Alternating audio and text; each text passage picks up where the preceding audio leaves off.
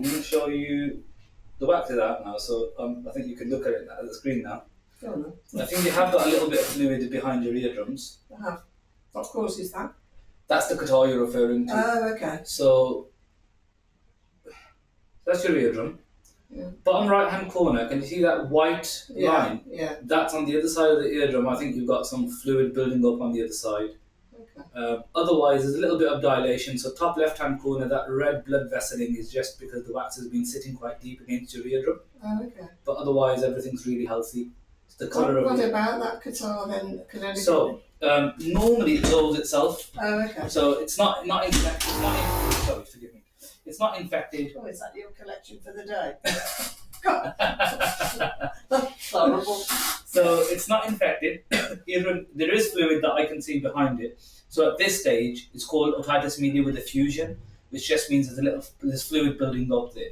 Normally that happens after you've had a cold or a flu. Have you had a cold or a flu or anything? Yeah. So sometimes afterwards it affects the tube. There's a tube here called a Eustachian tube, and that tube normally opens and closes, and it allows the ear of the middle and outer ear to remain the same.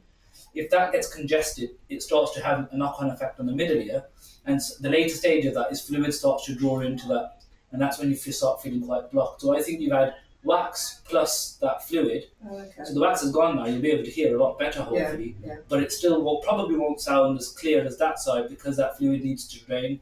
Now normally the best thing you can do is just some inhalation therapy. Go home, get some boiling water, a little bit of Vicks, and just inhale the steam. The menthol crystals do. Yeah, so continue to do that for about a week or so. I mean, because what we want to happen now... How often do you have to do that? Because I'm always worried about damaging your nostrils. Because it's quite strong, isn't it? I know I don't use very much. I would, yeah. I mean, I can't comment on the crystals because I don't know what's in them. But normally, just steam. It's just like Vic, really. The steam itself is probably sufficient, to be honest. Oh, okay. We just want this tube to clear, yeah, and then the fluids will start draining. Okay. So at this stage, you don't need to worry about seeing the GP or anything. Oh, okay. If it lasts, usually we say about 3 months. Normally, it clears itself within a few weeks. But if after a couple of months you're still feeling it's quite congested, you're not hearing very well, you need to go and see a GP. Sometimes it can get infected if the fluid stays there too long. Oh, yeah. And even if it doesn't, if it stays there too long and it becomes quite hard, we call that blue ear. Sometimes it requires surgery where they drain the fluid. Yeah. That's quite rare in adulthood. It's much more common in children. But at this stage, I'm just giving you sort of all the scenarios that might pan out. Okay. I would just say at this stage, for the next couple of weeks, maybe once every other day, inhale some steam, and then hopefully that'll start draining. Oh, okay. All right? Yeah.